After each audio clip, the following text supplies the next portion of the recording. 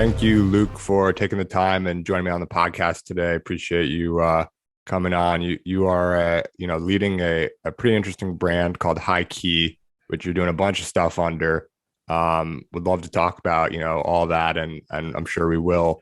But before we get started, a lot of people may not know you or what you're doing. So I think the best way to get started would be if you could just sort of share your story. And as I said, everyone. I like to hear people's stories from as early as they're willing to start to where they are today and some of the decisions they made along the way. So the long version is the good one, and I'll let you start there.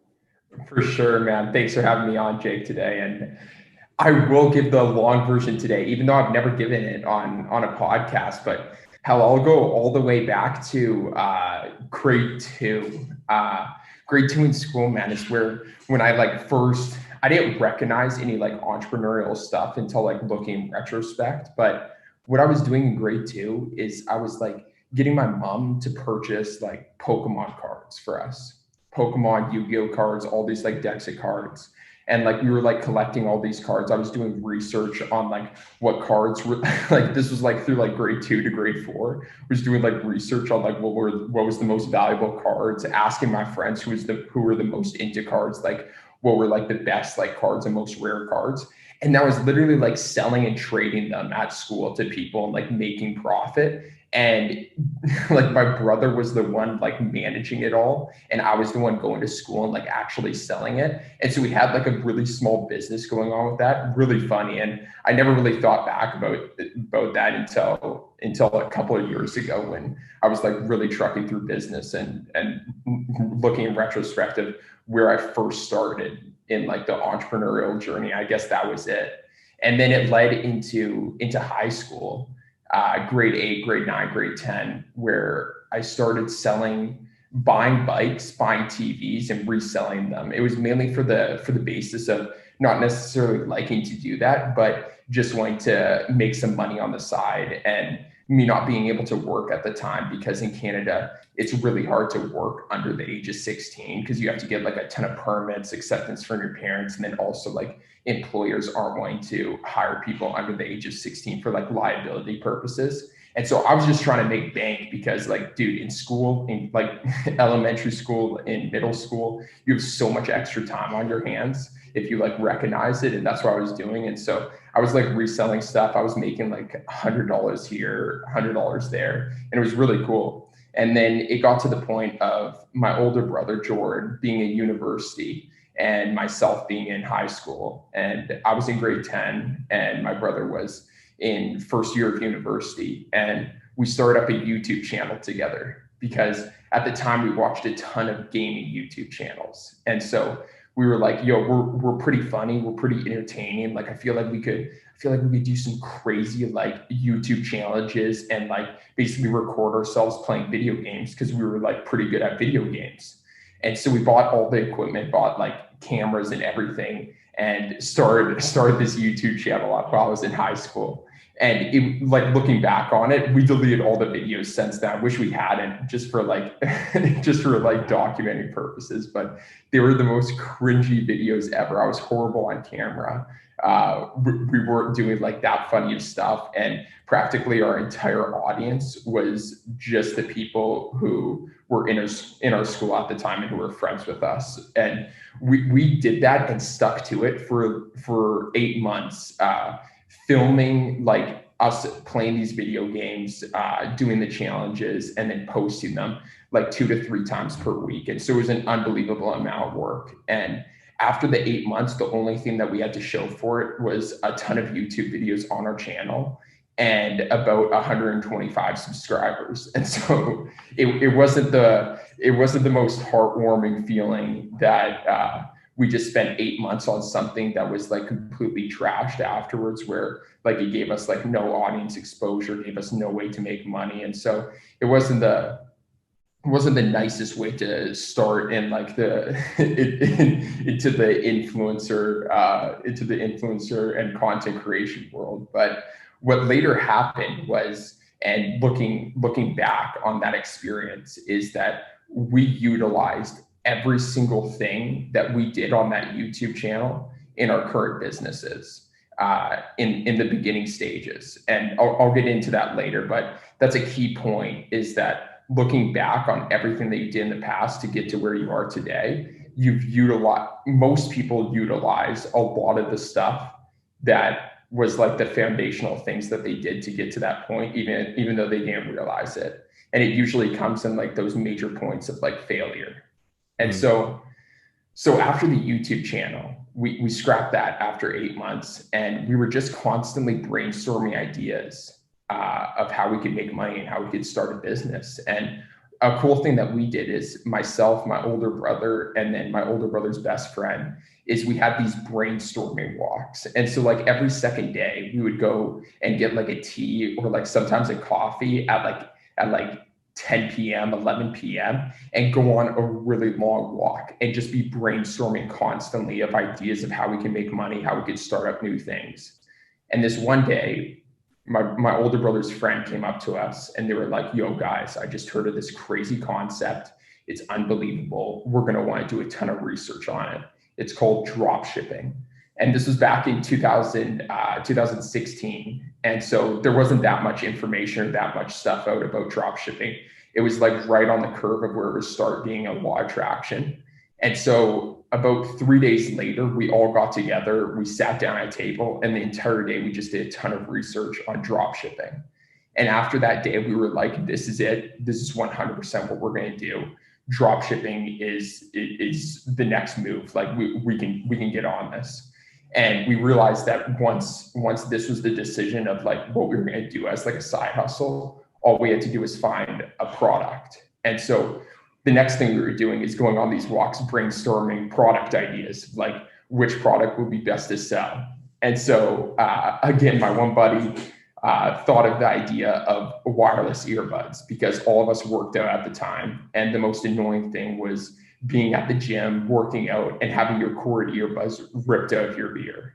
And so back in 2016, there was no such thing as like Apple AirPods, Galaxy Gear Icon, none of those wireless earbuds. And so we searched on Alibaba, which is a drop shipping website where you can either bulk produce or just white label products and bulk produce them for basically drop shipping. And so what we did is we bulk produced 100 of these wireless earbuds, and then we slapped our logo on it for high key, and then we had to find a way to sell them. And so we started testing out new techniques on like Instagram. We created an Instagram profile. We started posting just meme videos with information about the wireless earbuds in the caption. And dude, somehow with these like different techniques that we were doing, like getting content posted on other pages, shouting us out, like we were just trying out random things. And it somehow gained a lot of traction and turned into sales because there wasn't that much competition back then. And what we found out was it was because it was such a good winning product that we were able to sell it like practically anyway, because there were no other wireless earbuds and no competition on the market. It's not even necessarily that it was a good product. It's that it was the only product in that specific industry. And right. So we scaled it up, dude, to 7 figures while I was in high school. And so within 2 years, we scaled it up to 7 figures of revenue.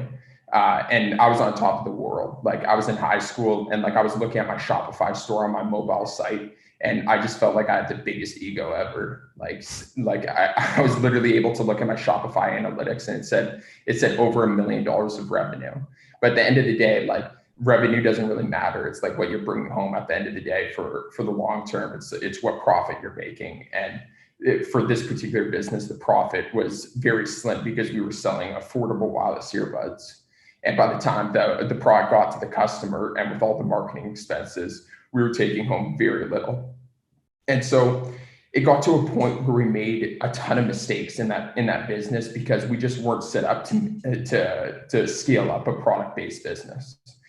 We made mistakes like over foreshadowing inventory in terms of like how much inventory we needed. We didn't product market test properly, so we were ordering way too much product of a specific of a new product that we never tested if like our customers wanted it. We made tons of marketing mistakes in it. At the end of the day, the mistakes accumulated to where even though we made 7 figures of revenue, we actually went into debt because we started getting greedy. We overbought inventory for the holiday season, didn't sell it out, and then it turned into a whole mess.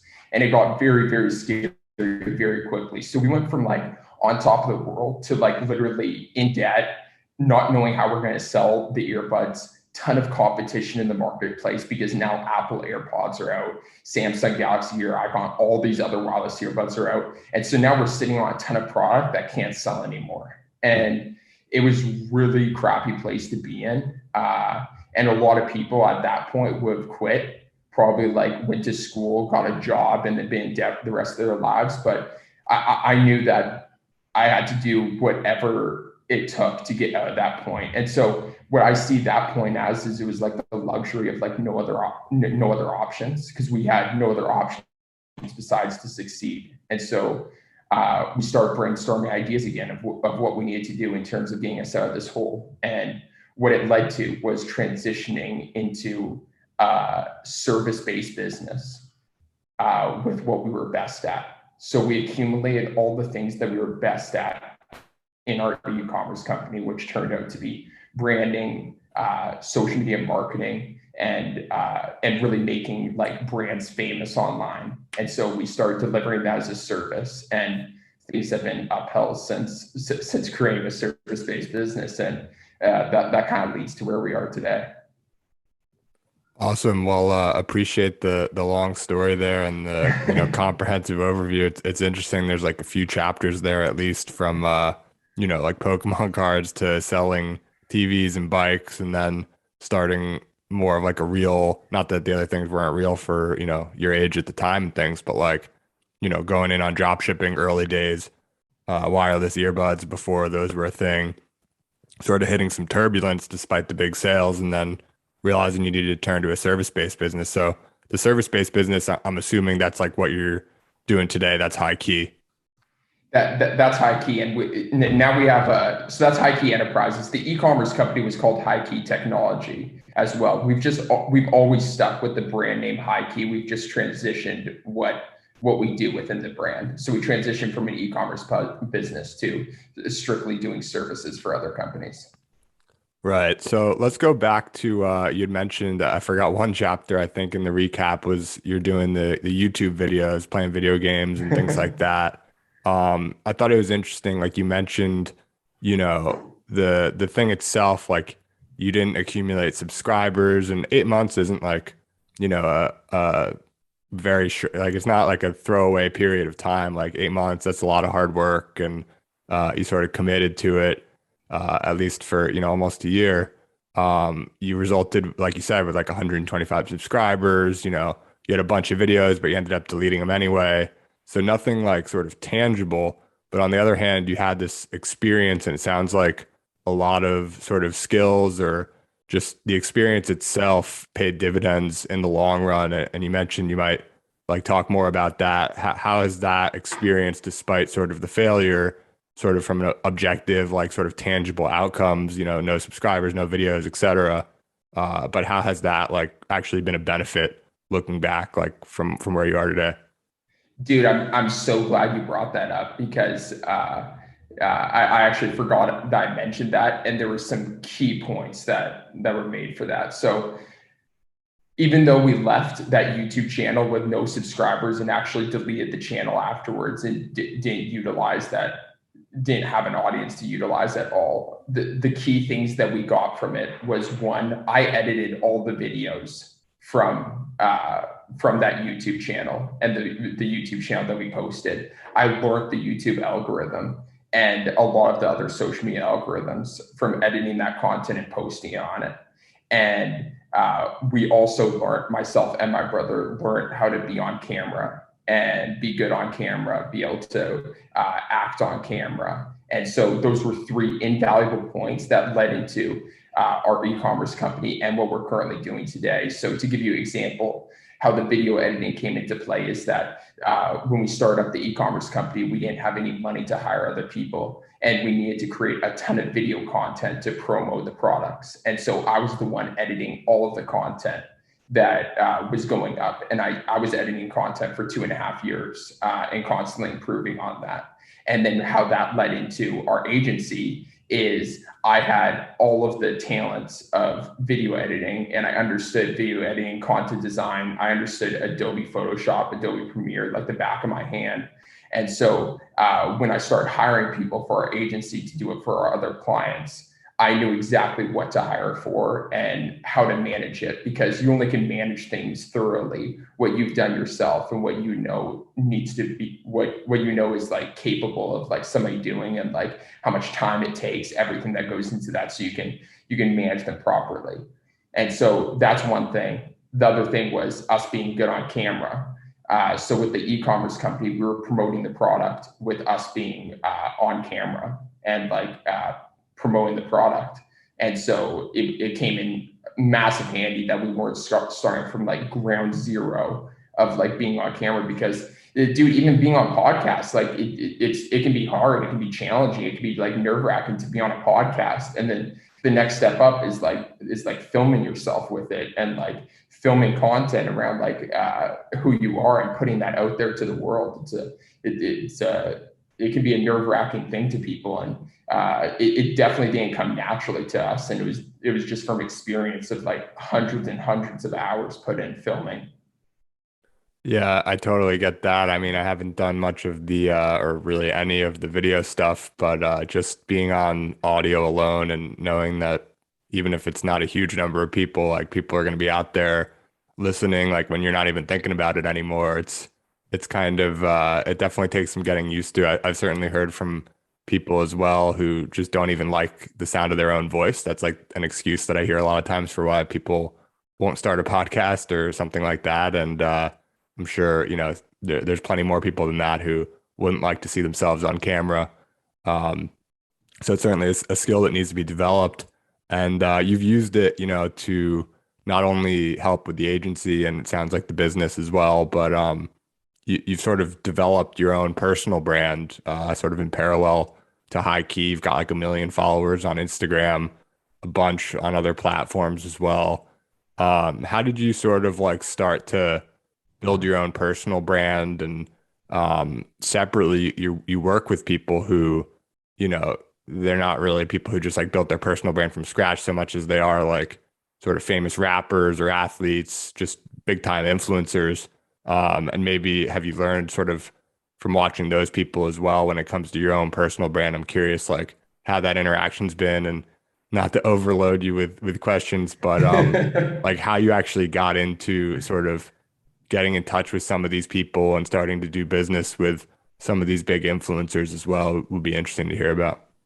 For sure. So when we started our agency, when we transitioned from our e-commerce company to our agency, we didn't have any personal branding at all. And so we literally had like, I had like 1,000 followers. My brother had like 2,000 followers. We didn't make any posts. And so what we found is there was a huge discrepancy between what we were selling to our clients and like what we had for ourselves. Even though we had a company page that had 300,000 followers on it and some really good content, consistent posting, we were selling mainly to personal brands for like content management growth. And a question, like a major rebuttal that we were getting on sales calls is if you believe in your service so much, why don't you do it for yourself? And that's something that I've lived by ever since then, is that we don't sell or do or produce or do any service that we haven't done and tested on ourselves first. And so from that point forward, we literally, every single service we just did for ourselves. And so, for example, we started with social media management, and we started doing social media management ourselves with like creating video content, posting it on our personal brand. And then we transitioned into doing a lot of press and publications, and we tested all press and publications and press outreach for ourselves before doing it for any of our clients. And then we transitioned into the space of like, again, another complaint that we were getting from clients is, guys, I have all this amazing content, but nobody's seeing my content. I'm not growing necessarily on social media. And we create a couple of excuses before, saying that, oh, it's because of the social media algorithms. It's really hard to build an audience now on social media. It's really hard to like get picked up in the feed, but you are being seen by the people who are currently following you. They're like, but I want more people to follow us. And so we created the service of giveaways, where we started off with like some smaller giveaways, but we did giveaways to incentivize people to follow our clients. And then it led into bigger giveaway campaigns where we were able to partner up with influencers and partner up with celebrities. And those celebrities promote a list of giveaway sponsors, where all those giveaway sponsors are gaining followers by people entering the giveaway. And so that kind of led us into the realm of like the celebrity and influencer stuff, where what happened was we started doing these giveaways like on a consistent basis, because it was by far the best strategy we've ever seen. It's the only business model I've ever seen, and I think that will ever exist, where it's a win-win-win business model. So let me explain it. So the giveaway sponsors that are sponsoring and paying us to be in the giveaway, they win because they're gaining followers.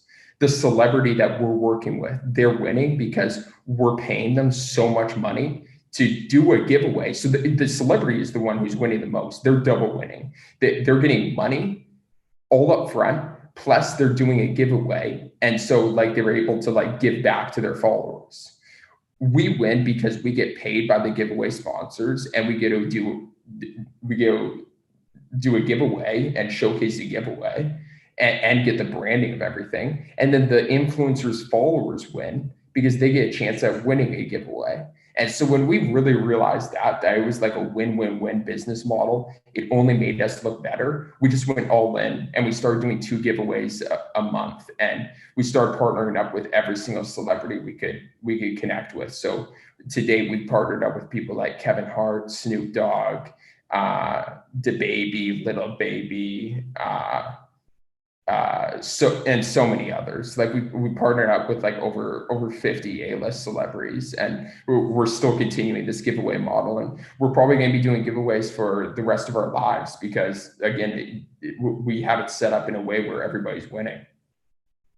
When you think of like the giveaways you've done, I mean, you mentioned like 50 A-listers, things like this. Like you've obviously had quite a bit of success, and you can go to these guys and be like, hey, look, or guys or girls or whatever, and you say, look, this is how much we can offer you up front. All you have to do is tweet out this giveaway or do it on Instagram, do a giveaway, whatever it is. And like this sponsor is going to come in, they're going to pay you, you get to reward your followers. It's like a win-win-win, like you said. When you think about the ones that you've done to date, like, are there any that stand out as like just total, like hit on all angles? Like that was the perfect example of like why this works so well. Yeah. The best giveaway to date was was the Kevin Hart and Rick Ross giveaway. We did a giveaway collaboration with both of them, and we gave away $20,000, and we paid them a massive amount of money. I won't disclose exactly how much we paid, but it was in the multi 6 figures how much we were paying them. So the celebrities were winning massive. The celebrity followers were winning because we ended up giving away $20,000 to 3 of the followers, and so 3 random people walked away with 5,000, 2 of them, and then another one 10,000, and then we won because we walked away with a fair amount of money from that campaign, and a fair amount of branding, because we were able to showcase that we partnered with Kevin Hart, which led to like a ton of other opportunities in the future. And then all of the giveaway sponsors that sponsored that giveaway gained over 100,000 followers each within a week. And so that was a pretty massive campaign all around. Wow, yeah, that's pretty impressive. I guess like at the end of the day for the sponsor, like the celebrity's definitely getting a good deal, it sounds like, and you guys are taking a piece, which is great. And it just comes down to what the sort of price per the cost per follower, I guess, for the sponsor, as to like how much it makes sense for them. But if you're getting 100,000 followers, especially if you're like a new and up and coming brand or whatever, and if it's sort of within the realm of your target audience, like that's a real, 100,000 followers is nothing to sneeze at or anything like that. So makes a pretty compelling sort of situation, it sounds like, for all parties. Um, Ex- like you Exactly. said. So I know you were running a bunch of these. You might be doing them on a bunch of different platforms, but I know you were doing them on BitClout. That was actually how I first discovered you and your brothers and what you're doing with High Key. I think I saw like a picture of you guys with like Rick Ross, and I was like, all right, these guys are doing something interesting, and that might have been for one of the giveaways as well. But how'd you get into BitClout in the first place, or maybe crypto before that? And obviously the platform, it's had some sort of volatility since, at least since I got involved, which was like April last year, I guess, April 2020, or April 2021 rather. I don't even think it existed in April 2020. But I'm curious, how'd you get into crypto first and foremost, and then how'd you get into BitCloud as well? Yeah, so crypto, we actually got in really late, like comparatively to how long crypto's been around. We got in late 2019 is when we first dove into crypto. And when we dove into it hard. We immediately invested about 50% of our net worth into crypto over the period of like 2 months. And that turned out to be a really good investment that we made into. And we're just holding it forever just because we believe in the concept of cryptocurrency, just for being decentralization every component of every major industry that exists right now. We believe that decentralization is going to take over every aspect, and right now we're really only seeing it taking over the decentralization of the banking industry and the financial institutions, with like Bitcoin and like these major players being easier to transact than so many things in the banking industry, with like wire transfers and so many things that's making it'll make things way easier for the future. But that leads into the decentralized component of every industry. It leads into where we are such heavy believers in social media, and we spend the majority of our time on social media, and all of our business is basically based off of social media and like digital presence. And so that led us into finding BitClout back in March 2021, which is now known as DeSo, for decentralized social media. And they've had a bunch of like things that could have been done better in terms of like launch and stuff. Like they launched it as BitClout, and everybody just saw it as like an application and like one social media application, which was like really hard for them to transition out of. But now they rebranded as DeSo, which stands for decentralized social media, as like DeSo being the layer one blockchain of all decentralized social media applications built on top of. And so like the concept and the way it's built is just totally aligned with where we're headed in the future, and like wanting to be managing clients on decentralized social media, wanting to be managing celebrities on decentralized social media, wanting to be building our presence on decentralized social media. And so it aligns so perfectly with where we're headed in the future that we had to invest very heavily into it. And I can't like forecast of like exactly when it's going to happen in terms of the transition of like mass adoption of decentralized social media. All I know is that 5-10 years down the line, everybody will be using decentralized social media for various reasons. Developers will be on decentralized social media because everything will be open source, so it'll be easier for innovation, easier for them to develop. Users will be on decentralized social media because they won't have their data accessed by centralized companies. They will have access to their data, and they'll be able to own ownership of the platform, and they'll be able to make investments into like creators and stuff. And creators will be on the platform because they'll be way more incentivized to create, because they'll be making way more money than any centralized social media platform today. Yeah, and in addition to all that, I mean, the one thing I think about a lot, I tend to agree with your point that we're heading in a decentralized social media direction from where we are now, or at least maybe it's optimistic, but I hope that's the case. And one of the big reasons for me is like you saw what happened with, Trump, and there's a bunch of, people all the time are getting censored or just kicked off entirely of these platforms like Twitter and the rest. And it's, in a decentralized social media world, there's more freedom in that sense. You don't have a bunch of guys in like Twitter HQ. Twitter, I have a long sort of, I could go on a long rant there. I think it's extremely positive in a lot of ways, but maybe very negative in a bunch of other ways. And it's hard to sort of calibrate where exactly it nets out. But one of the negative things is that you have like, in my view at least, you have this guy who obviously is a lot of people, there's a lot of love hate out there for Trump, but and I'm not sort of coming down on either side right now, but all I'm saying is, there's people on Twitter who have done, I think, a lot worse things, and objectively worse things at least, and remain on the platform, and he gets silenced, and it's just something doesn't feel quite right about that to me. And I think in a decentralized social media world, you have a lot more freedom where people can share whatever they want. You can follow them or not follow them, but you can sort of rest assured that they won't get banned. And if they do get banned, say someone builds on DeSo, the protocol that we're talking about, and they build an app like BitClout, for example, maybe BitClout ends up, banning or blocking Trump from the algorithm or whoever it might be.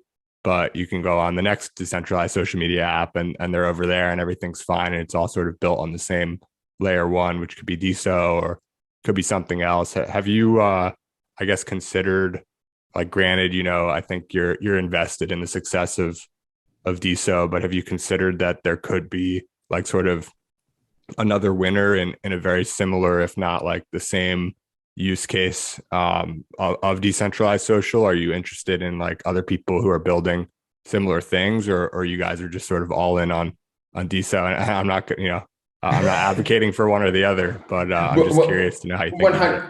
100%. My brother is 100% all in on DeSo with tunnel vision, 100%. And where I'm at is I fully believe in the concept of decentralized social media, and we're so heavily invested into DeSo in particular, on the sole factor that it's the first one to really be like mainstream with it, for like however you want to rate like mainstream.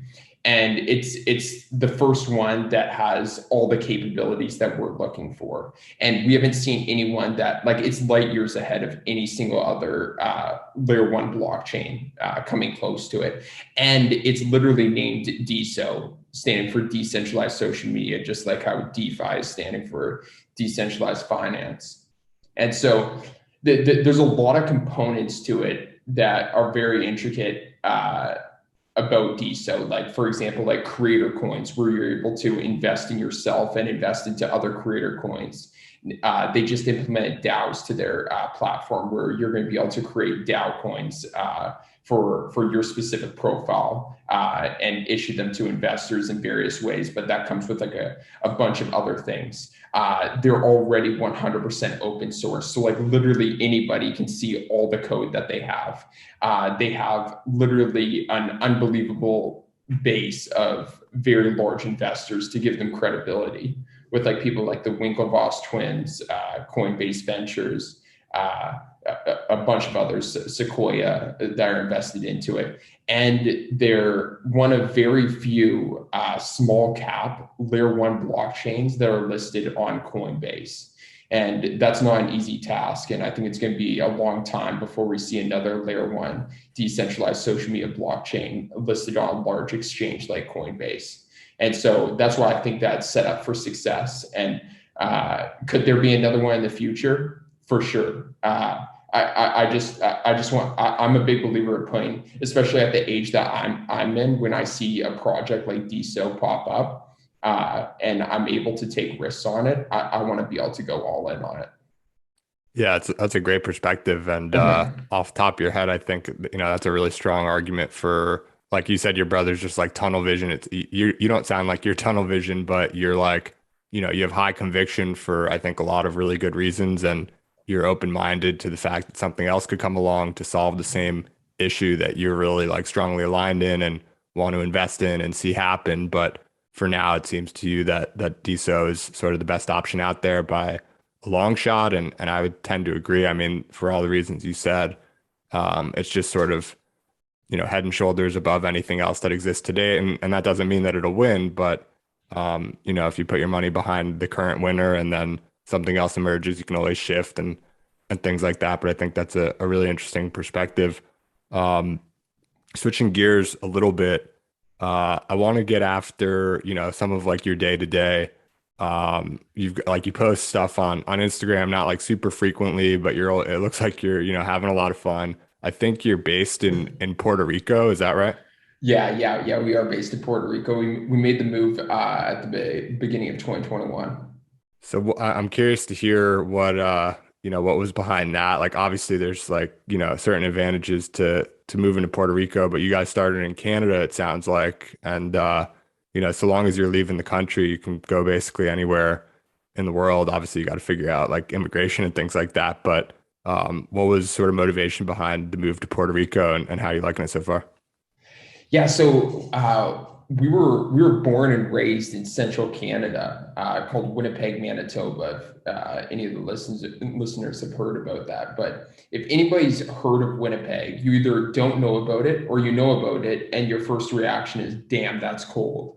And it gets like minus 30, sometimes like minus 40 there during the winters, and basically people go into straight hibernation mode for 6 to 7 months there during the winter time.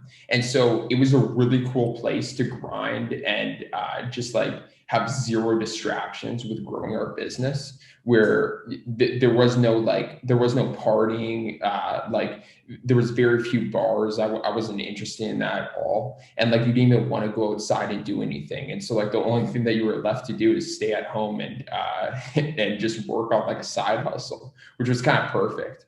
But then we've gone to a point where we were doing tons of traveling for celebrity meetups and stuff.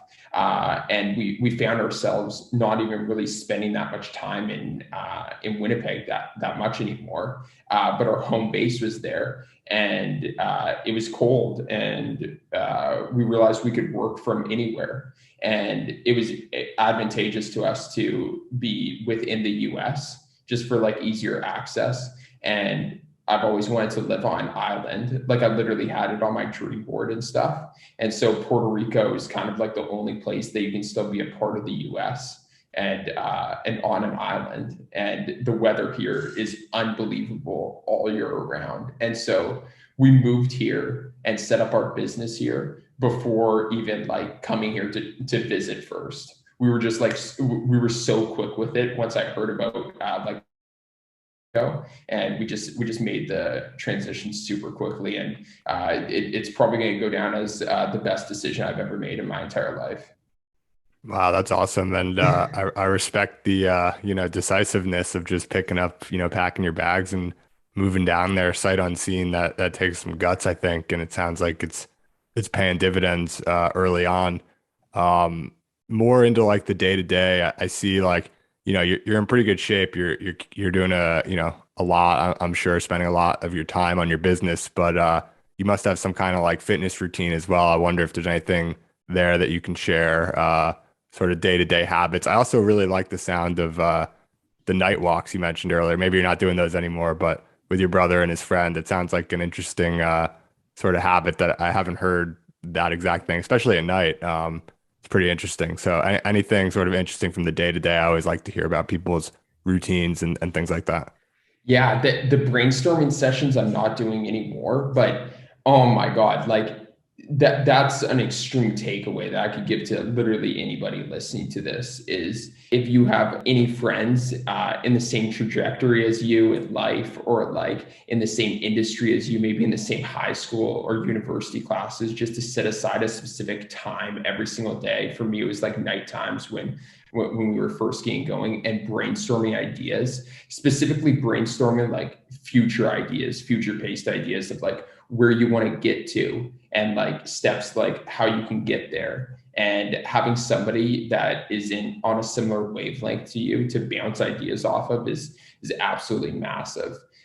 In terms of like now my day-to-day life, health is a massive part of my life, and outside of business, health is like practically like number one in terms of what I do. And I've been working out since grade 9 of high school. So I started working out before business, which kind of like led me into it. And ever since working out, I was lucky that I got addicted to working out, where I'm not sure if anybody else has ever had this, but I literally couldn't go even 2 days without working out, or I'd start feeling extremely small, start feeling horrible, where like the only thing I could think of and not get off my mind is going to the gym. And so I just had to do that.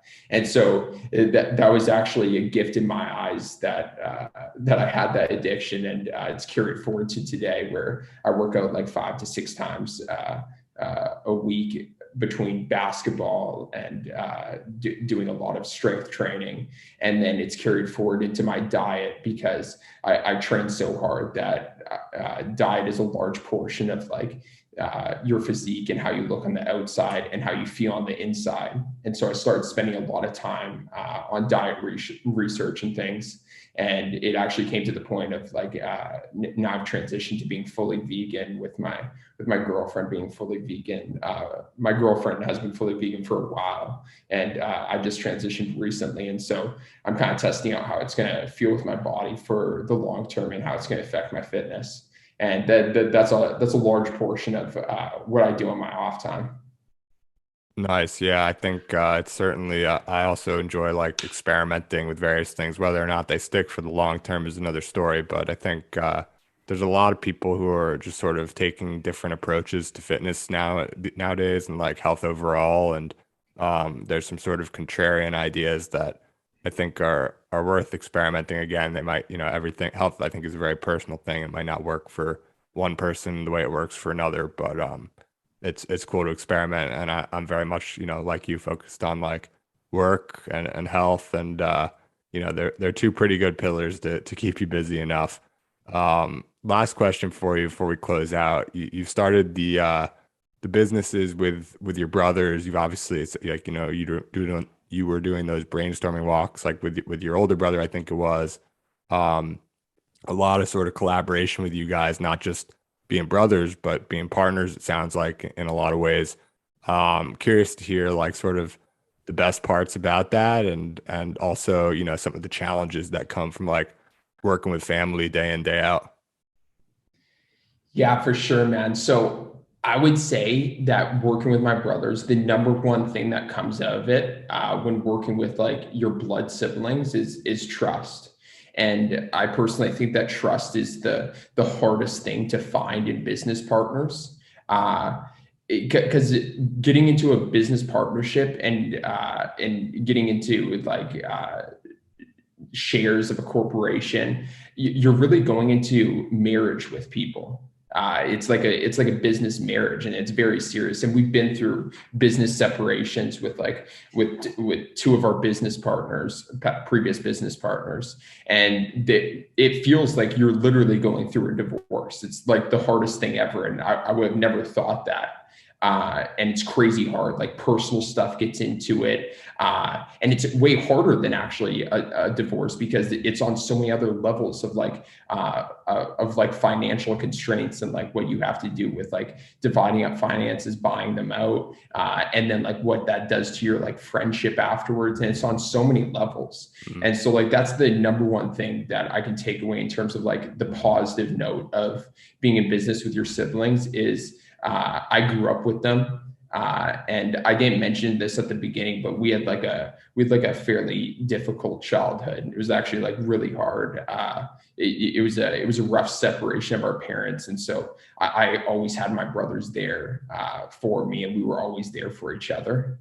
And so growing up with them in that environment and like creating like resilience together allowed us to have that trust and like carry that forward into like the business that we're doing now. And we're kind of all on the same page that really like nothing can stop us at this point, and like we're going to literally take over this industry and take over any industry that we're a part of, and like we're just on that just like savage mentality. And so that's the key pro. Some cons, I would say the number one con is deciphering business. Like once you're heavy into business, deciphering business from like your personal relationship. For example, I find it hard sometimes to talk to my brothers about like personal life and just like personal topics and like how they're doing, like actually, and like even like on another level, like guys have a hard time with talking about emotions anyway. And so like that level of being hard to talk about emotions, and then also being in business where like your emotions just get completely suppressed, and like we never talk about emotions anymore. Like if something's not going well, like we just immediately are going to like solution minded. And so it can get really hard at times. And it has gone really hard, especially when we've gone through like major setbacks and like major failures, the transition points, like from the e-commerce business to the agency, and like not knowing when we're going to be making that money back. And all those really hard points are even harder when you're doing it with your siblings.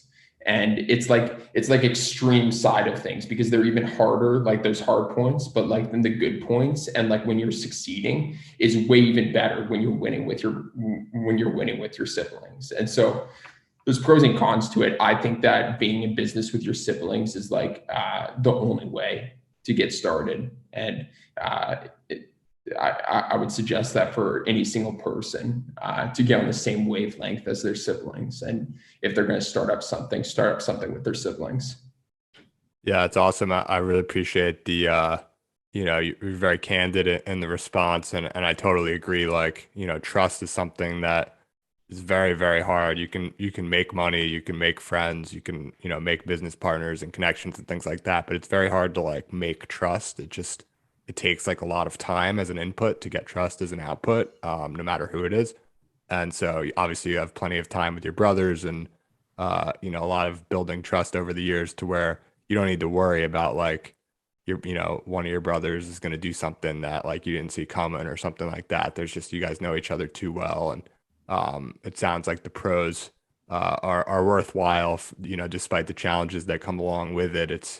It's a, I don't know. I sort of I look at people who start businesses with their siblings, and they're definitely there usually seems to be like sort of an extra edge there where you're motivated because you're working with family, among other things. So anyway, had a great time sort of talking with you about all sorts of stuff over the last hour, but really appreciate you coming on and sharing your perspective and telling your story. And I'm bullish on you, and I'm bullish on you and your brothers and what you're doing with your business. I think it's going to be a really exciting future ahead, and hopefully you guys, are able to enjoy some time in Puerto Rico while you're doing it. Where can people go and follow you and your journey, social media or otherwise, for those who want to keep on and follow along? Dude, I appreciate a ton for having me on. And if anybody wants to follow along to the journey, you can reach me on Instagram at Luke Lintz. That's Luke, and the last name Lintz. Or if you want more like crypto, NFT, Web 3.0 topics, we started back up our podcast called the High Key Crypto Podcast. And so you can search that up on Spotify, Apple Podcasts, any of those. But yeah, those would probably be the best places.